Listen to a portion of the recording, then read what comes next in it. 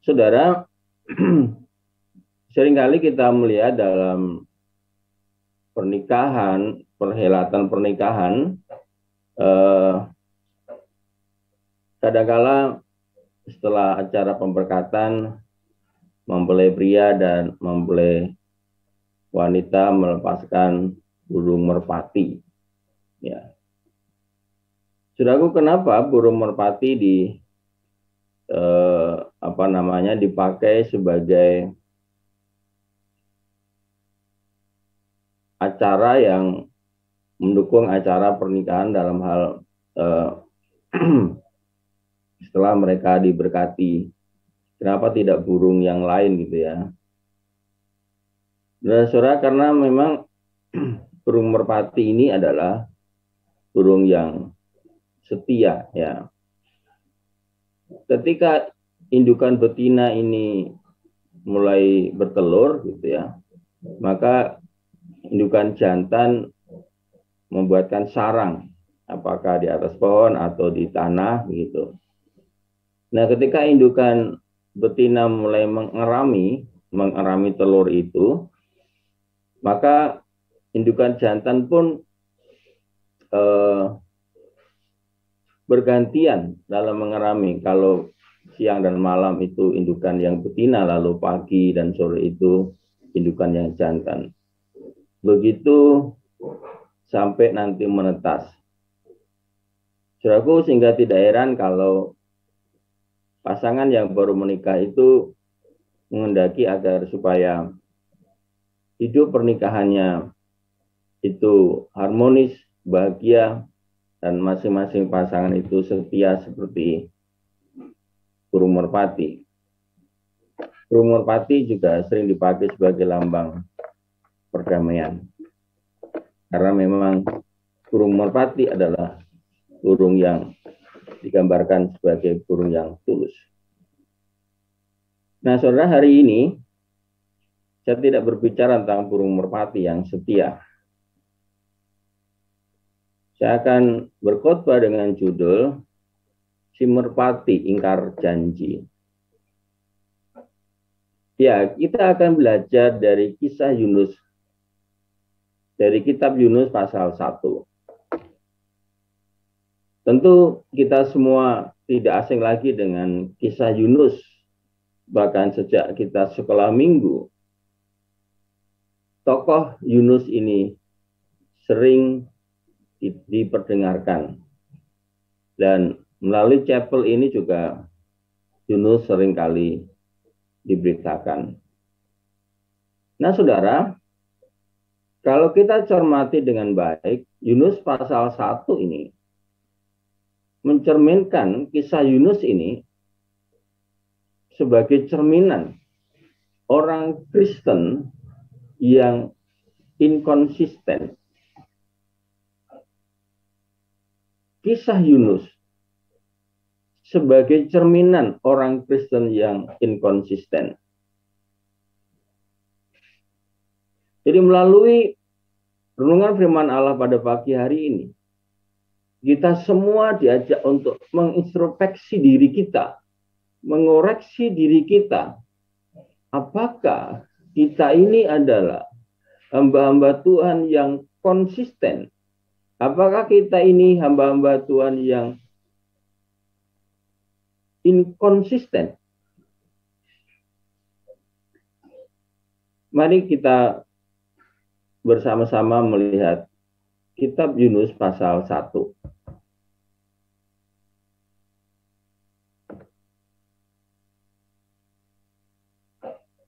Kitab Yunus pasal 1, saudara.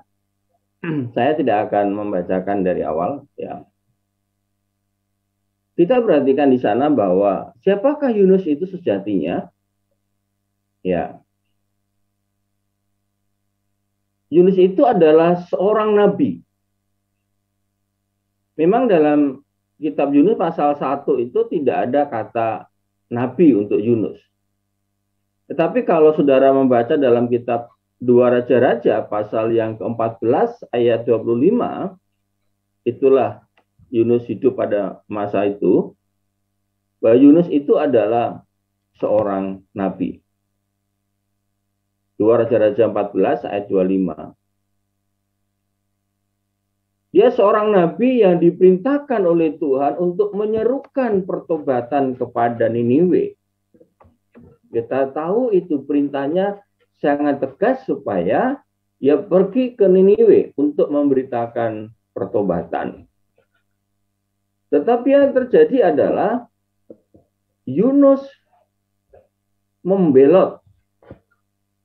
Dia pergi ke tempat yang tidak dimaksud Tuhan. Dia pergi ke Tarsis. Dia melarikan diri dari panggilan Tuhan untuk memberitakan pertobatan kepada kota Niniwe.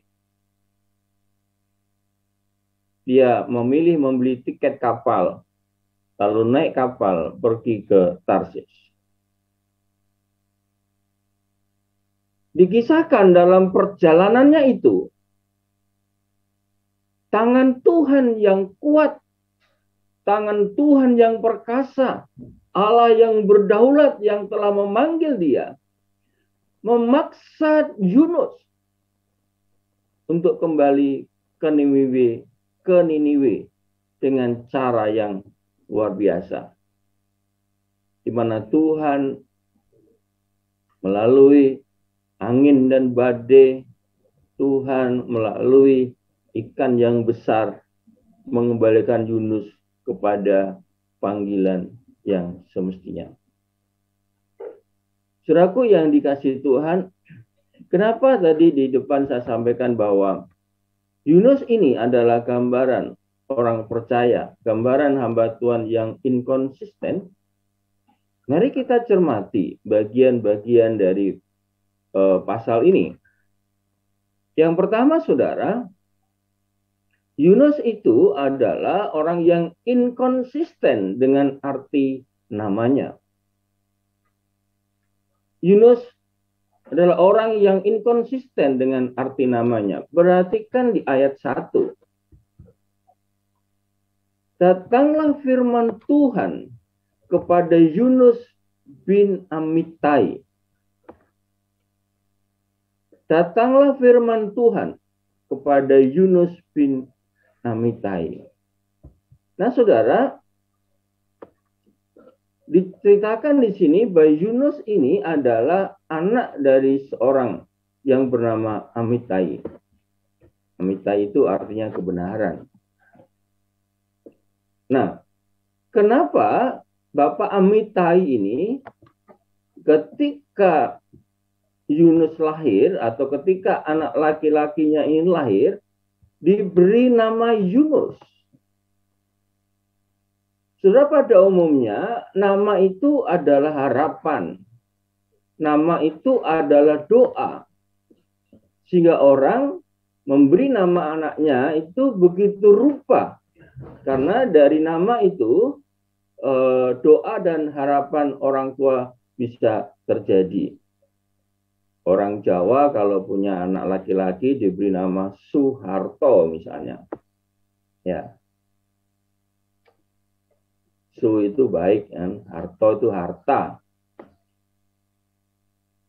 Ya, maksudnya supaya nanti kalau anak ini besar menjadi orang yang kaya gitu ya. Menjadi orang yang berharta.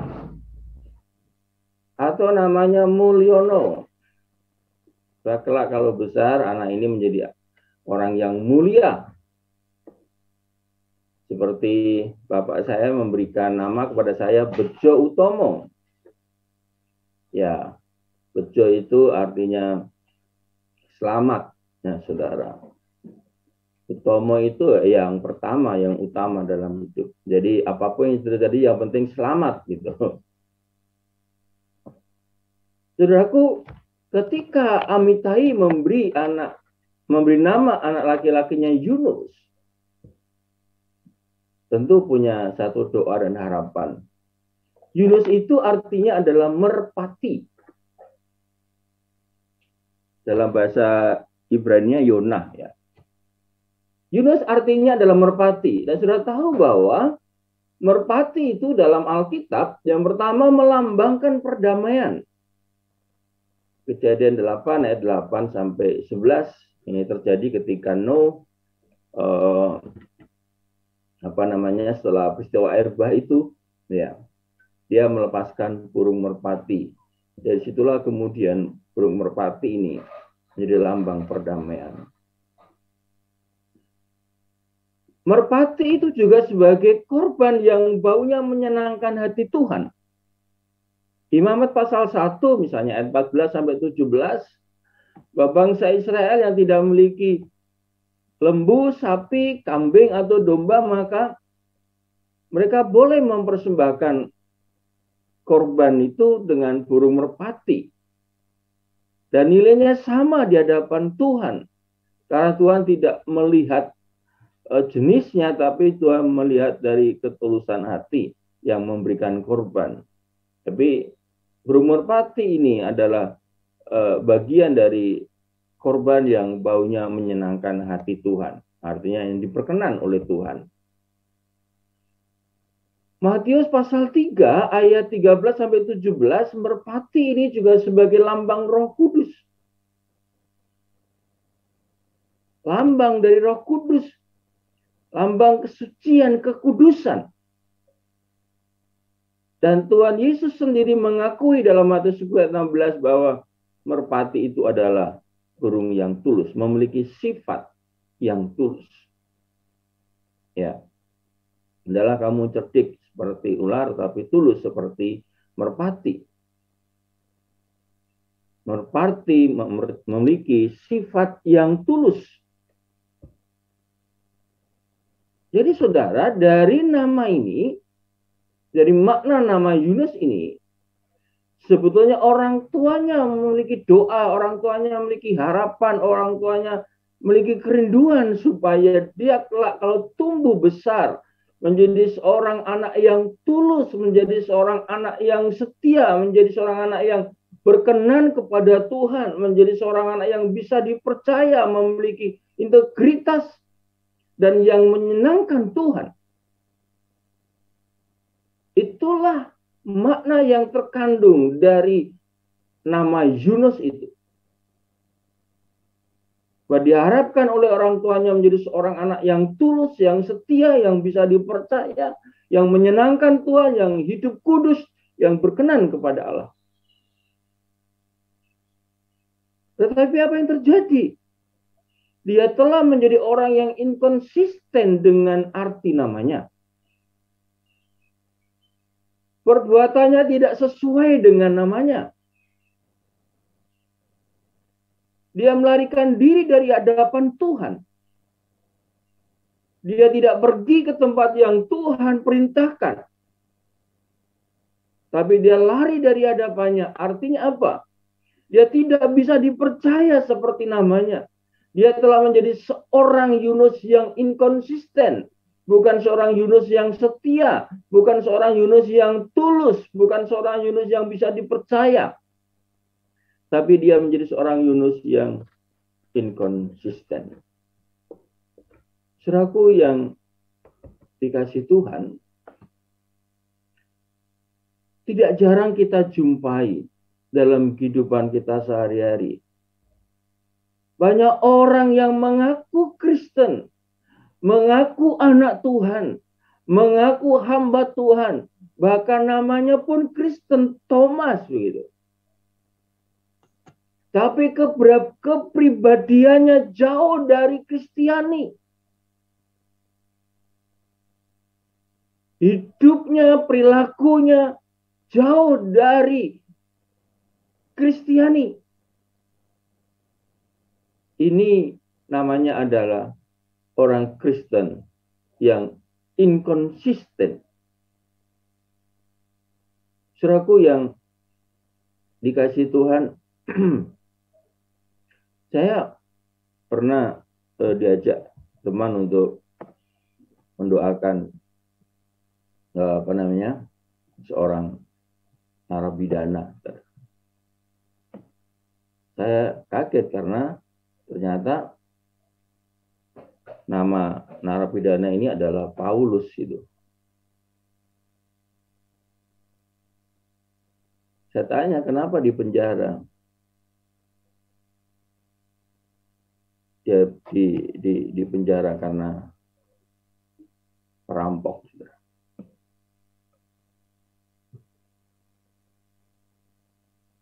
Di dalam Alkitab, Paulus itu sering masuk keluar penjara, tetapi dia dipenjara oleh karena memberitakan Injil Tuhan.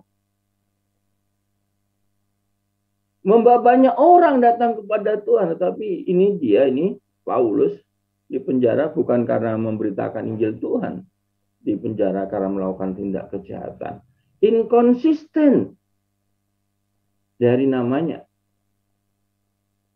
Inkonsisten dari apa yang diharapkan oleh kedua orang tuanya. Saudaraku, orang percaya itu harus hidup bagi Kristus. Paulus mengatakan, kalau aku hidup itu bukan aku sendiri, tapi Kristus yang hidup di dalamku. Orang percaya itu harus hidup di dalam kekudusan. Oleh karena memang kita dipanggil untuk menjadi kudus. Karena Allah adalah kudus, maka kita juga dipanggil untuk menjadi kudus. Tapi acap kali dalam kehidupan kekristenan kita sehari-hari, bahkan kita sebagai hamba-hamba Tuhan, inkonsisten dengan hal ini. Sehingga seringkali hidup kita tidak jauh berbeda dengan orang-orang dunia. Hidup kekristenan yang seperti itu adalah hidup kekristenan yang inkonsisten.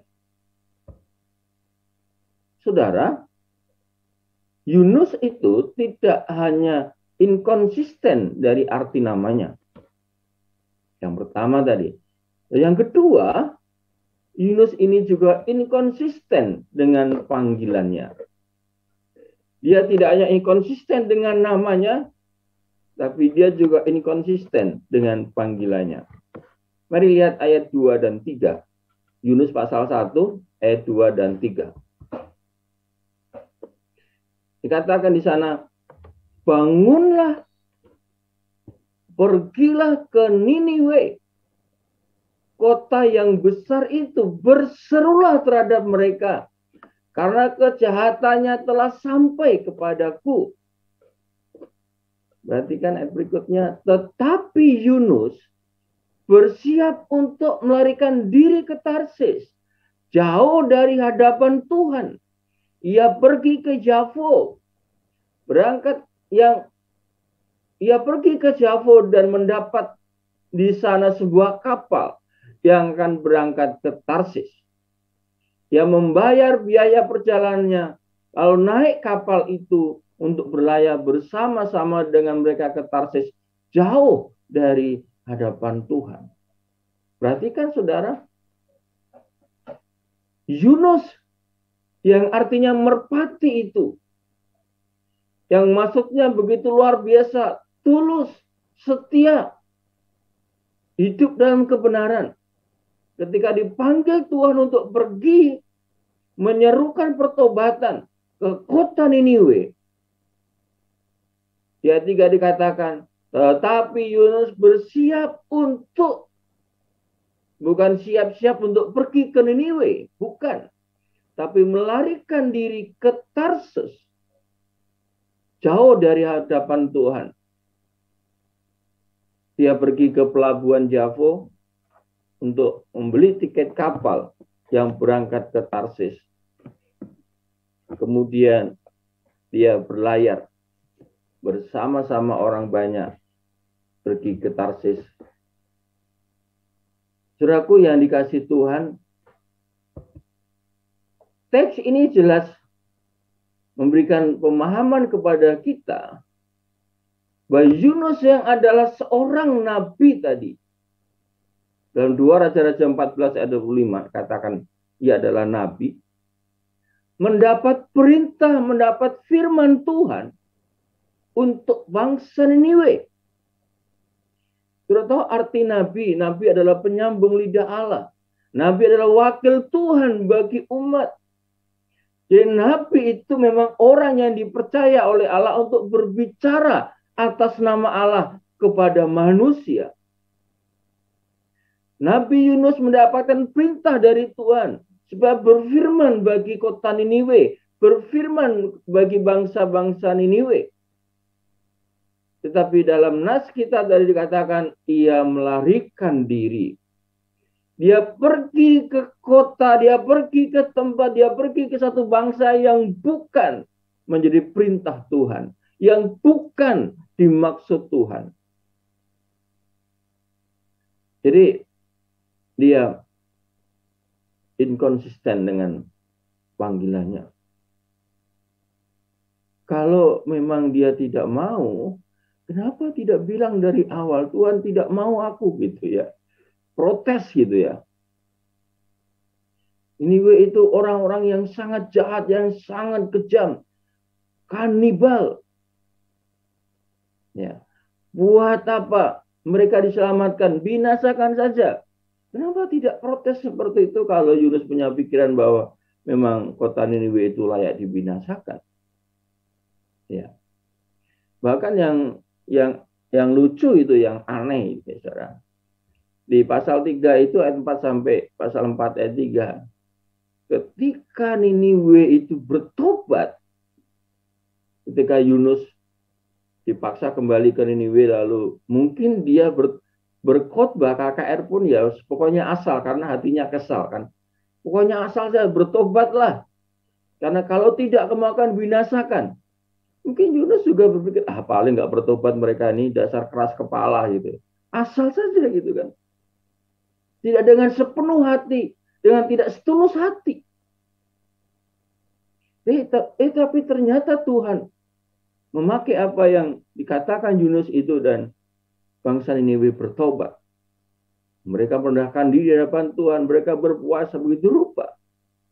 Nah mestinya kalau dia seorang nabi, seorang hamba Allah, ketika pekerjaannya berhasil, pelayanannya berhasil, banyak orang yang bertobat, kan harusnya senang, bersuka cita. Tetapi yang terjadi malah dia marah, menyalahkan Tuhan gitu kan. Ini nabi model apa gitu? Nabi cap apa kira-kira begitu? Jadi saudara, Yunus itu adalah nabi yang tidak mau membuka mulutnya bagi orang-orang kafir, bagi orang-orang yang tidak mengerti kebenaran. Padahal itulah tugas utama seorang nabi, untuk memberikan pengajaran, untuk memberikan pencerahan, untuk memberikan perintah Tuhan, menyampaikan perintah Tuhan. Tetapi ini Yunus aneh itu ya. Dia tidak mau pergi ke Niniwe. Dia seorang nabi yang tidak memiliki hati Allah.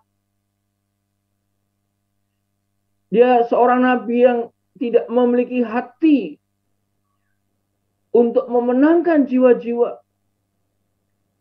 Dia hamba Tuhan yang tidak mengerti isi hati Allah. Memang alasan Yunus dalam konteks pikiran sendiri itu sepertinya masuk akal gitu. Dia berpikir bahwa keselamatan itu hanya eksklusif milik orang Yahudi. Niniwe itu memang bangsa harus dibinasakan gitu kan. Itu pikiran manusia. Tapi Allah tidak demikian, bahwa keselamatan itu disediakan bagi banyak orang. Makanya Niniwe juga perlu mendengar berita kabar baik tentang pengampunan kalau mereka mau bertobat. Dan itu tidak dilakukan oleh Yunus. Saudaraku, bagaimana dengan saya dan saudara? Ingatlah bahwa kita ini dipanggil oleh Tuhan untuk memberitakan perbuatan-perbuatan besar dari Tuhan. Kita dipanggil dari kegelapan kepada terang yang ajaib, supaya kita memberitakan perbuatan-perbuatan besar dari Tuhan. Perbuatan besar apa di sini? Kematian Kristus di atas kayu salib memberikan jaminan keselamatan kepada setiap orang yang percaya. Pengampunan dan penebusan dosa yang telah dikerjakan Kristus di atas kayu salib itu diberitakan kepada banyak orang agar mereka diselamatkan. Inilah panggilan Tuhan atas hidup kita, saudara. Kita dipanggil untuk pergi ke seluruh dunia, memberitakan Injil, menjadikan sekalian bangsa murid Tuhan. Bahkan Tuhan telah memberikan kuasa, yaitu Roh Kudus, supaya kita menjadi saksi di seluruh dunia ini. Itulah sejatinya panggilan hidup kita, saudara. Saudara ada di STT Sola Gracia. Saudara artinya memenuhi panggilan Tuhan yang kudus, memenuhi panggilan Tuhan yang mulia, yaitu untuk memberitakan Injil, untuk membawa jiwa-jiwa yang sesat, yang mestinya binasa, diselamatkan. Ingat itu. Jangan sampai saudara jadi hamba Tuhan yang inkonsisten. Namanya Kristen, berbau Kristen gitu. Gelarnya STH, SAG. Dari situ sudah jelas panggilannya. Tapi ternyata tidak memenuhi panggilan itu. Tidak memberitakan Injil. Itu namanya inkonsisten dengan panggilan. Saudara, Yunus yang artinya merpati, yang sesungguhnya memiliki makna yang sungguh indah. Pribadi yang setia, pribadi yang benar, pribadi yang dapat dipercaya. Pribadi yang tulus. Tapi ternyata dia telah menjadi orang yang inkonsisten dengan namanya. Dia adalah seorang nabi, penyambung lidah Allah, yang diperintahkan oleh Allah untuk memberitakan pertobatan kepada kota Niniwe. Tapi dia juga inkonsisten dengan panggilannya. Dan yang ketiga, saudara, Yunus bukan saja inkonsisten dengan namanya, bukan saja inkonsisten dengan panggilannya, tetapi Yunus juga inkonsisten dengan imannya. Perhatikan 4-7, Yunus pasal 1. Tetapi Tuhan menurunkan angin ribut ke laut, lalu terjadilah badai besar, sehingga kapal itu hampir-hampir terpukul hancur. Awak kapal menjadi takut, masing-masing berteriak-teriak kepada Allahnya. Dan mereka membuang ke dalam laut segala muatan kapal itu untuk meringankannya. Perhatikan, saudara. Ayat berikutnya. Tetapi Yunus telah turun ke dalam ruang kapal yang paling bawah dan berbaring di situ, lalu tertidur dengan nyenyak. Datanglah nahkoda mendapatkannya sambil berkata, bagaimana mungkin engkau tertidur begitu nyenyak? Bangunlah, berserulah kepada Allahmu. Barangkali Allah itu akan mengindahkan kita sehingga kita tidak binasa. Lalu berkatalah mereka satu sama lain, marilah kita buang undi supaya kita mengetahui karena siapa kita ditimpa oleh malapetaka ini. Mereka membuang undi dan Yunuslah yang kena undi. Artinya dalam undi itu ketahuan Yunuslah biang keroknya, Yunuslah penyebab kapal ini mengalami bahaya. Saudaraku, coba perhatikan ini. Yunus, orang yang sungguh-sungguh inkonsisten dengan imannya. Di dalam teks ini kita tahu bahwa Yunus ini adalah orang yang menyembah Allah. Saudara nanti bisa lihat di ayat 8 dan 9 itu ketika ditanya, ya 8 dan 9, berkatalah mereka kepadanya, jadi kru kapal ini, beritahukan kepada kami, karena siapa kita ini ditimpa oleh malapetaka ini. Nah, apa pekerjaanmu dan dari mana engkau datang? Apa negerimu dan dari bangsa manakah engkau? Sahutnya kepada mereka. Perhatikan ini. Aku seorang Ibrani, aku takut akan Tuhan. Aku takut akan Tuhan, Allah yang empunya langit, yang telah menjadikan laut dan daratan. Sudah perhatikan, dia ini orang yang beriman menyembah Allah Yahweh, menyembah Allah yang benar, pencipta langit dan bumi. Allah yang disembah itu berbeda dengan Allah-Allah yang disembah oleh awak kapal, saudara. Tetapi yang aneh adalah ketika ada badai, semua awak kapal, semua penumpang berteriak-teriak, berseru-seru, memanggil dewa mereka, memanggil Allah-Allah mereka. Mungkin segala macam doa diucapkan mereka supaya mereka selamat dari amukan badai itu. Tapi perhatikan tadi, Yunus adalah satu-satunya penumpang yang tidak berdoa kepada Allahnya. Dia turun di bagian paling bawah, terbaring lalu tidur dengan nyenyak. Dia seolah-olah tidak tahu, tidak peduli dengan ada badai itu.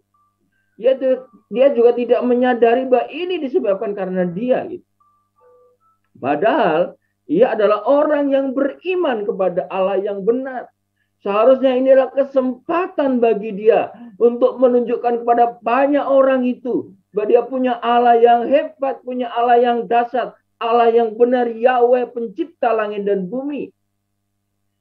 Tetapi yang terjadi justru dia ini enak-enak ngorok, saudara. Sungguh ini menyedihkan. Dia orang yang beriman tapi inkonsisten. Ketika saya pergi ke satu tempat, saya lupa tempatnya.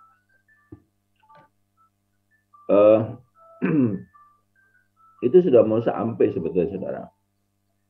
Kalau pramugarinya bilang begini, semua mengenakan sabuk pengaman, gitu ya. Lalu menundukkan kepala, gitu. Karena ini pesawat sedang mengalami sesuatu, gitu.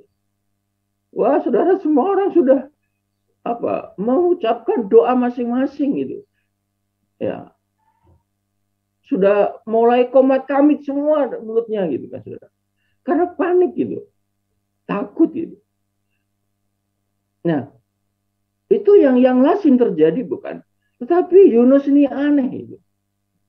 Dia satu-satunya orang yang tidak berseru kepada Tuhannya ketika sedang mengalami badai itu. Saudaraku, Yunus ini memiliki iman yang benar. Dia percaya kepada Allah yang hidup dan berkuasa, pencipta langit dan bumi. Dikatakan juga dia, aku adalah orang yang takut akan Allah, gitu kan. Ya. Tetapi dalam prakteknya dia tidak mengimani kemahakuasaan Tuhannya itu. Dia juga tidak percaya kalau Tuhan bisa mengubah hati orang Niniwe sehingga mereka bisa bertobat, gitu. Dia memilih lari ke Tarsis di daerah yang mungkin lebih aman, lebih terbuka, lebih bisa menerima, gitu. Yunus juga tidak percaya dengan kemahakuasaan Tuhan untuk bisa menghentikan angin dan badai. Dia enak-enak tertidur di situ. Saudaraku, Yunus ini telah menjadi orang yang ateis praktis. Dia sama dengan orang yang ateis praktis. Ateis praktis itu orang yang dengan mulutnya mengaku, aku percaya Tuhan. Tapi dalam praktek hidupnya dia tidak pernah mengandalkan Tuhan. Dia tidak pernah berdoa minta pertolongan Tuhan. Dia tidak percaya akan kuasa Tuhan. Itu adalah ateis praktis. Bagaimana dengan saudara? Ketika hidupmu mengalami beban yang berat, kepada siapa saudara lari? Kepada siapa saudara minta tolong? Apakah saudara mengandalkan kekuatan sendiri? Atau mengandalkan orang lain, atau kepada Tuhanmu? Kalau ketika engkau sedang mengalami beban yang berat, kalau saudara tidak mengandalkan Tuhanmu, itu artinya saudara menjadi orang Kristen yang ateis praktis. Ketika engkau sedang dalam kekurangan, ketika engkau sedang dalam ketakutan, kekhawatiran, kepada siapa saudara berharap pertolongan? Kepada Tuhan Yesus kah? Kepada Bapa di surga kah? Atau kepada Bapamu yang di Jakarta? Atau kepada Bapamu yang di Sumba? Atau kepada Bapamu yang di Nias? Kalau saudara sungguh-sungguh orang beriman, maka saudara bergantung kepada Bapa yang di surga yang telah memanggil saudara. Saudaraku yang dikasihi Tuhan, kadang-kala secara tidak sadar, kita semua telah menjadi orang-orang yang inkonsisten seperti Yunus. Inkonsisten dengan nama kita adalah orang Kristen. Orang yang mengaku percaya. Tapi perilaku kita tidak seperti nama kita. Inkonsisten dengan panggilan kita. Kita adalah hamba Tuhan yang dipanggil untuk pergi. Memberitakan Injil. Membawa jiwa-jiwa kepada Tuhan, menghasilkan buah yang kekal bagi Tuhan. Tetapi ketika kita dipanggil untuk memberitakan Injil, kita lari dari panggilan itu. Dan yang menyedihkan juga, mengaku orang percaya, orang beriman, tetapi hidup kita dalam praktek praktis yang tidak percaya akan kuasa Tuhan. Apakah saudara sudah menjadi orang Kristen yang konsisten? Apakah saudara sudah menjadi hamba Tuhan yang konsisten? Selamat pagi. Tuhan Yesus memberkati. Amin. Mari saudara kita mengakhiri ibadah doa pagi kita ini dengan berdoa kepada Tuhan.